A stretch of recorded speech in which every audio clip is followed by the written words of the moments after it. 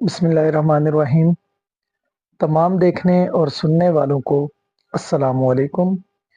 उम्मीद है सब खैर आफियत से होंगे और ठीक ठाक होंगे।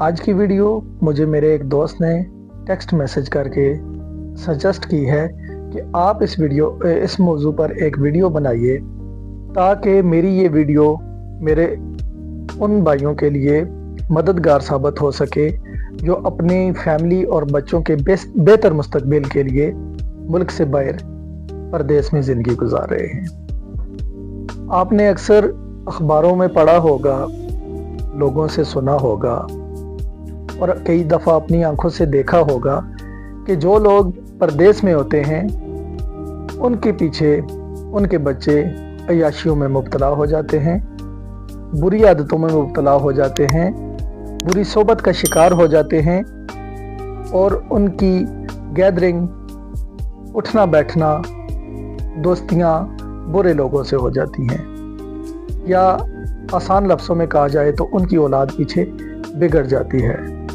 जब कोई इंसान फ़िक्र मुआश के सिलसिले में अपने मुल्क को छोड़कर दूसरे मुल्क में जाता है तो जहां वो बहुत से खदशात अपने दिल में पाल रहा होता है, वहाँ सबसे बड़ा ख़तरा उसे अपनी औलाद के बारे में यही होता है कि ये ना हो कि मेरे पीछे मेरे बच्चे किसी गुमराही में मुब्तला हो जाए। तो इसमें मैं कसूरवार उन अशख़ास को ज़रूर ठहराऊँगा कि जो जाते हैं और 2-2, 3-3, 4-4 साल तक वापस नहीं आते।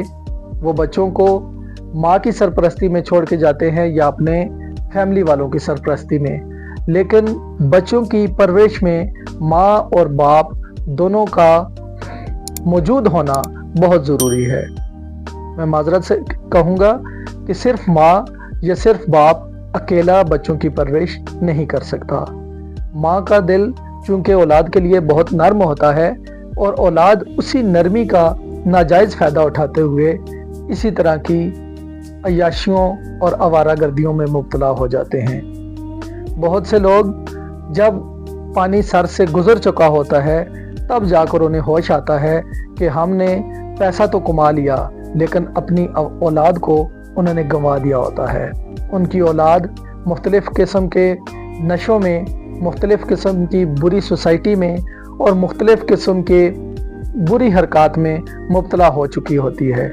जिस रास्ते पे वो चल चुके होते हैं उस रास्ते से वापसी का कोई रास्ता सामने नहीं आता।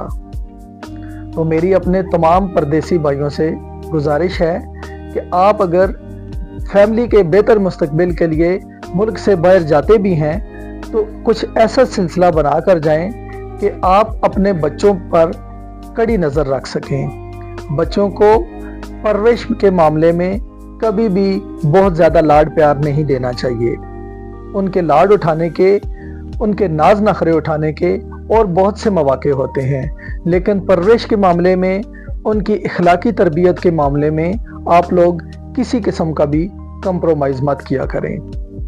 उम्मीद है ये वीडियो भी आप लोगों को समझ आ गई होगी।